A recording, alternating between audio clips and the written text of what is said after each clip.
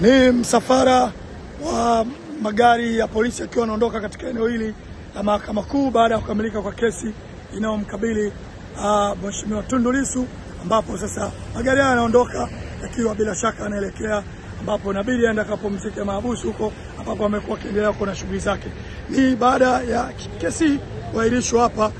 na baada ya shahidi wa tatu kumeweza kutoa ushahidi wake, na kama ambavyo unaweza kuona hapo magari haya sasa yanaondoka hapa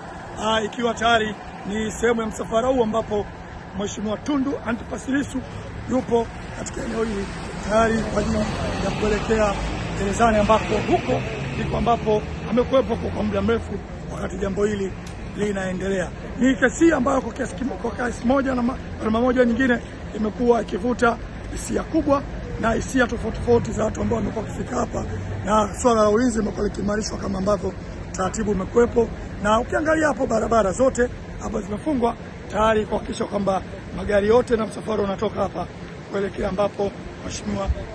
Lissu anapoenda kukaa tayari kwa ajili ya kusubiri taratibu zingine za kimahakama ambazo kesho zinaendelea. Na kwa mujibu wa taarifa ambayo imetolewa ni kwamba kesho ni shahidi wa 4 ambaye anakuja tayari kwa ajili ya kutoa ushahidi wake